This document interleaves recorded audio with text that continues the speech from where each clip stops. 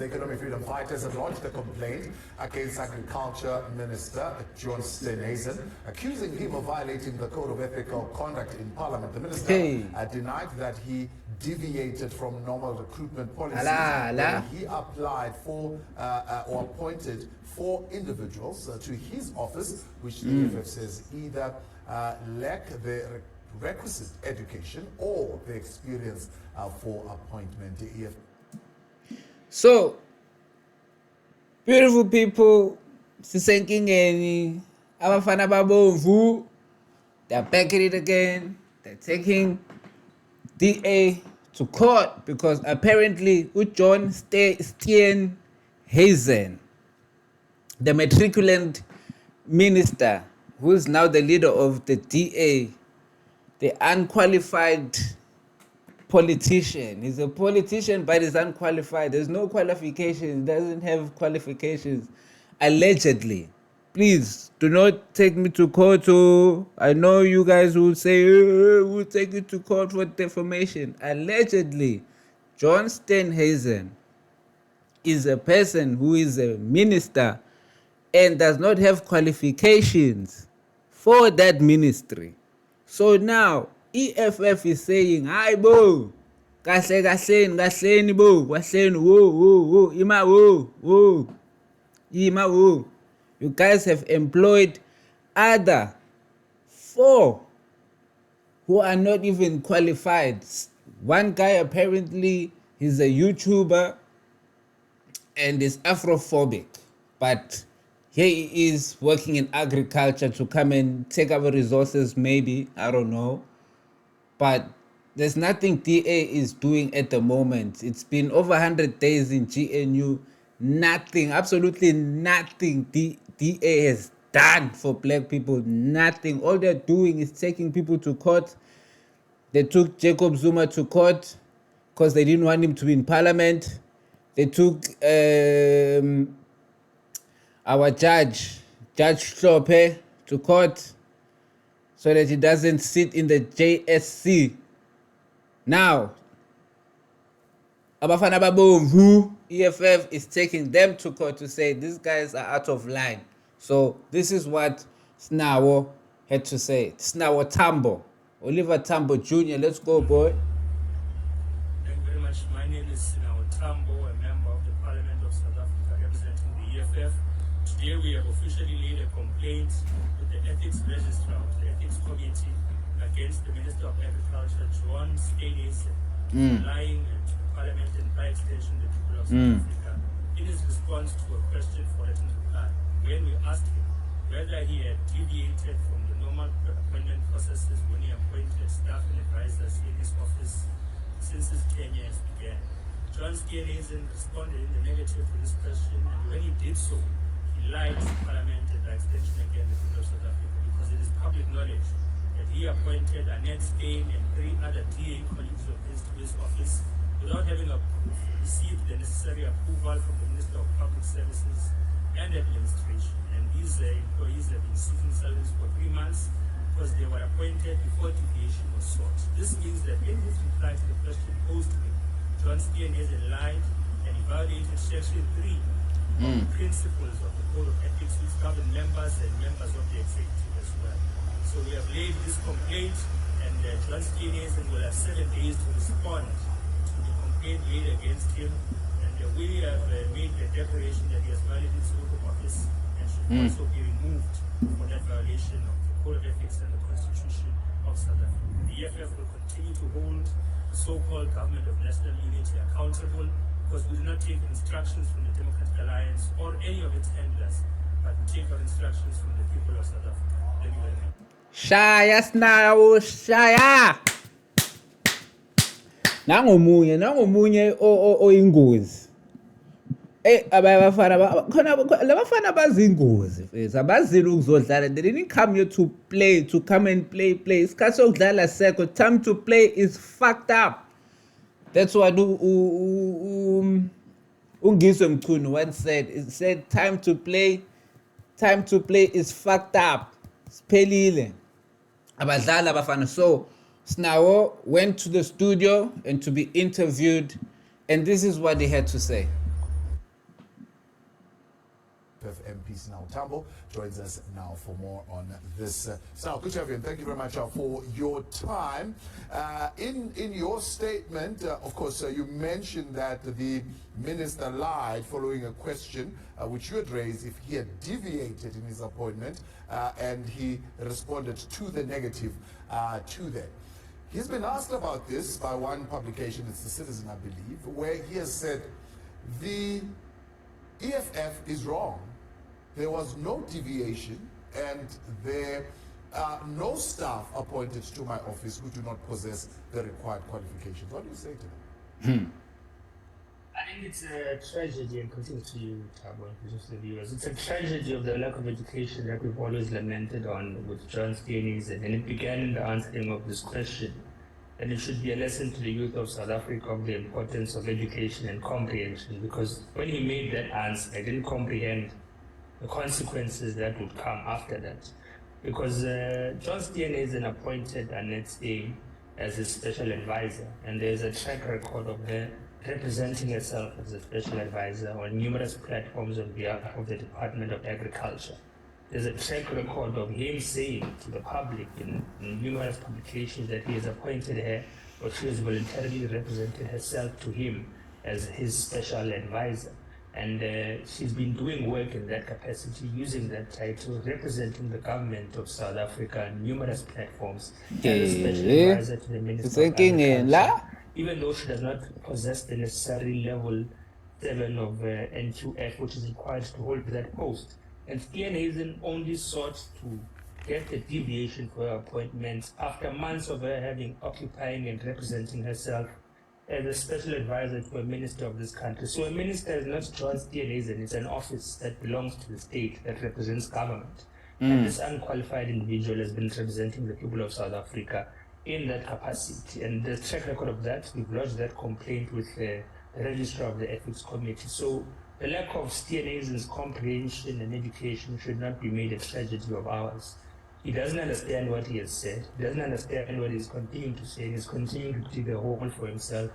And that is to our benefit as an opposition that's holding him accountable. So, Shapa! Shapa Sinawo, Shapa Sinawo. Yashai. John Steenhuisen needs to come and speak for himself and explain ukuthi kwenzakalani la kwenzakalani. the Directive of on Human Resource Management and Development for the Public Service Professionalization, Volume 1, details the following, that Clause 1.14 provides that the inherent requirements for appointment into a senior management service post, a chief director or director, qualification at NQF level 7 recognized by SAQA. The Clause 1.15 stipulates that the minimum years of experience for entry into such positions, excluding those who are specialists, as follows: level 13 rather 5 years, level 14 5 years, level 15 8 years. All the names that you are putting there on your release, what are the qualifications of those who are there, except for Annette Steen, who I know has been a member of parliament since 2009? Their qualifications is DA membership cards and friendship with John Steenhuisen. None of them meet the requisite educational requirements. True. At all. Even the Roman cabinet, who's currently the chief of staff of John Steenhuisen, even though he's asked him to resign, he continues to occupy that role. There's some mischievous understanding of whether he completed his law degree or not. It's not clear. And Steenhuisen now wants to weaponize that uncertainty around cabinet qualifications as a reason to use HR processes to kick him out. But he appointed him as the chief of staff, not being certain whether he had the qualification or not, because he was his friend. So this shows you that Steenhuisen doesn't utilize meritocracy. The Democratic Alliance doesn't utilize meritocracy as a basis of appointment. While there's thousands of unemployed graduates who hold NQF level 7, which is the equivalent of a bachelor's degree here in South Africa, the DA has seen no value in all of those graduates and has appointed lily white-skinned, underqualified individuals simply because they hold DA membership and they have a relationship with John Steenhuisen. The most painful case must be the one of Roman Cabinet, a right-wing racist podcaster who's refusing to resign. And as a result, he's not being given any responsibilities by Steenhuisen. This Annette Steen. There's pictures of her with John Steenhuisen and the Minister of Public Works, Dean McPherson, where McPherson refers to her as a special advisor to the Department of Agriculture. And the state has an access which requires security level clearances to Department of Agriculture's records, Department of Agriculture's access to premises, speaking on behalf of us as a nation, while she doesn't have these qualifications.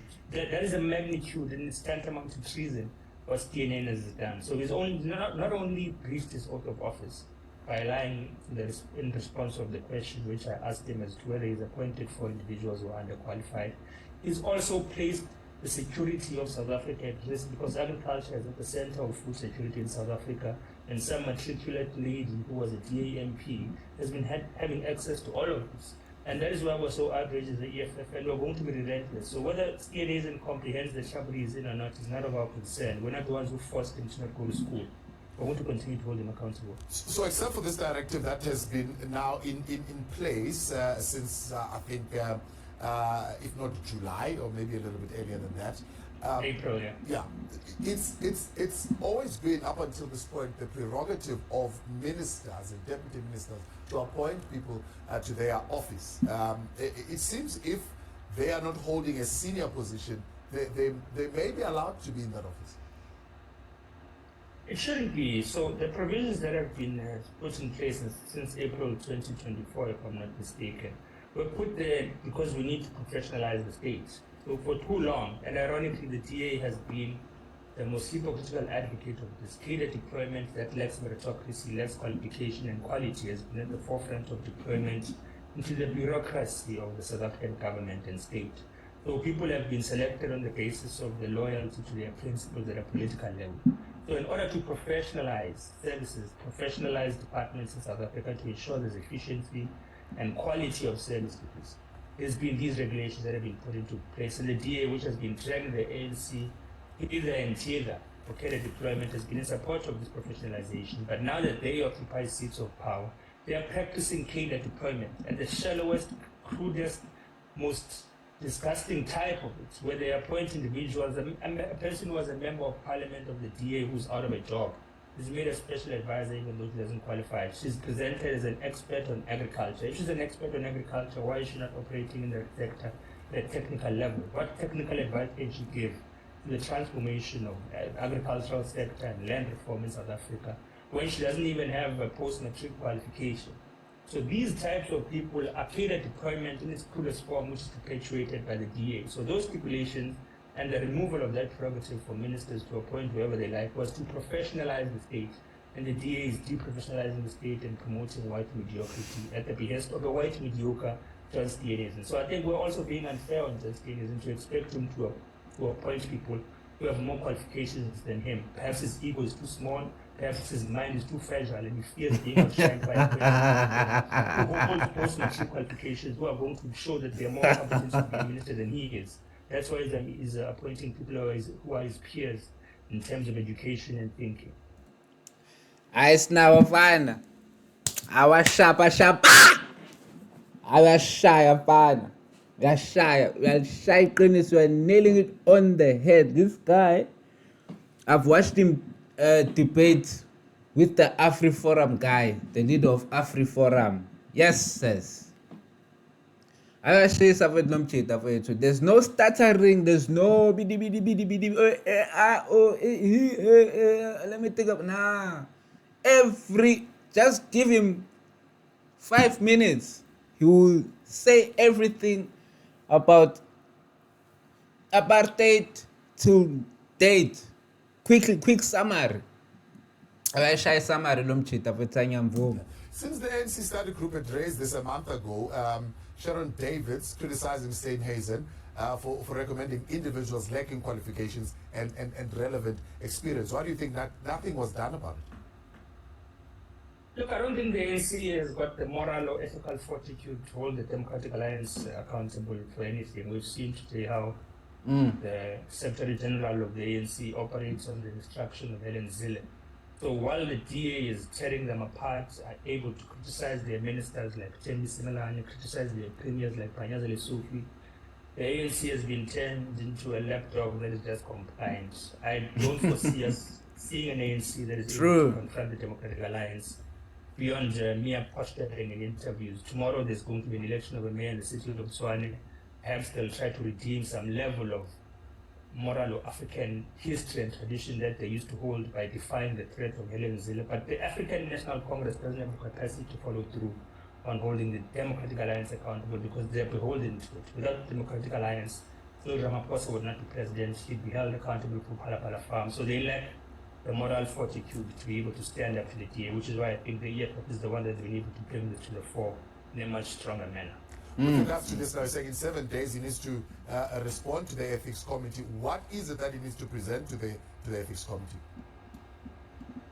He must counter the evidence that we have submitted and are still going to submit to the registrar of the ethics committee, which shows a track record of individuals being recognized as staff. Annex A number 1, recognized as a special advisor on platforms that relate to agricultural transformation, reform and production, on platforms where she's been visiting alongside other DA ministers and being referred to as a special advisor, on platforms where farmers, the person called Vessel, there's a publication where he says that he's happy that Annex A has been appointed as a special advisor as well. So there's various and numerous stakeholders in South Africa that can and have confirmed that Annex A, an underqualified individual, is appointed as a special advisor of Steenhuisen. Roman cabinet is still a chief of staff, even though we have no idea whether he's qualified or not. We have no idea whether he's doing any work or not because he's been asked to resign, but he's making a 6-figure salary as we sit here. And the other 4 individuals, one of whom is a spokesperson of John Steenhuisen of the Democratic Alliance, whom we were trying to appoint as well.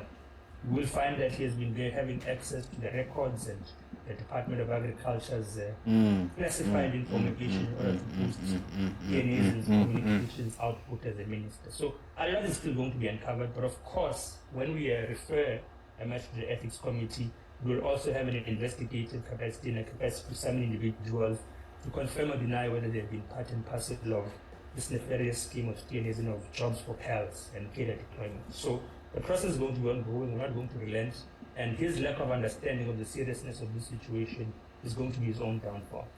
True that. Violation of this nature of the Code of Ethics and Constitution, you say. What could possibly be the result of that?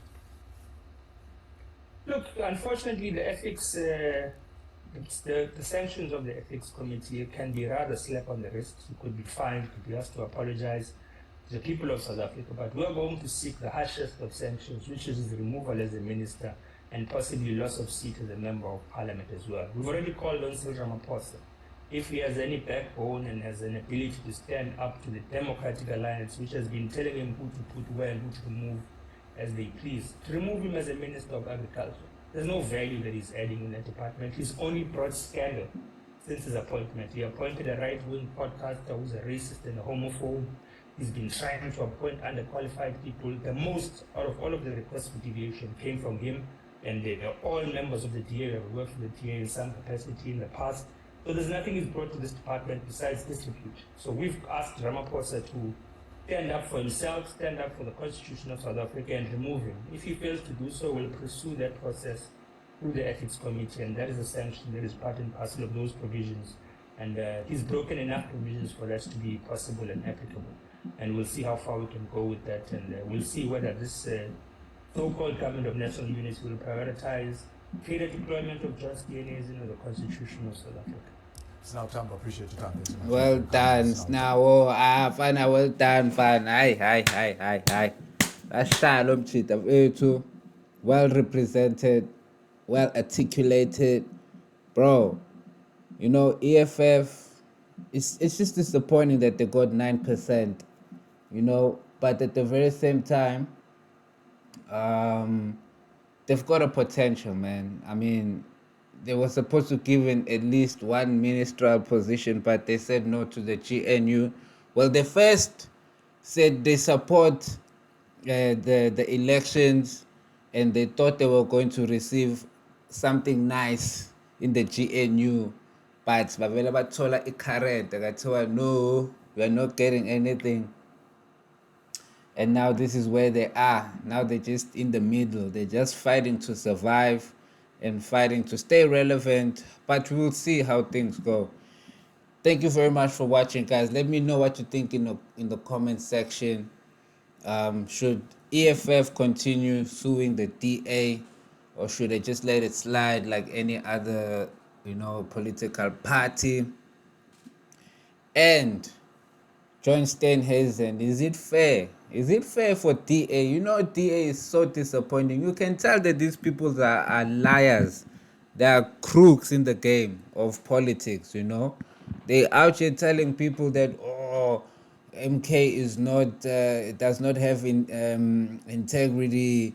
They're trying their best to shut them down. But people are waking up. People are realizing that at the end of the day, you've got yourself, people. You've got you to focus on yourself. Nobody can save you. All these politicians are trying their best to save people, but we are realizing that the politics, man, it's a game that is just there to fool some of the poor people, to keep them, in a situation where the poverty just keeps running their lives and stuff. So thank you very much, guys. See you in the next one.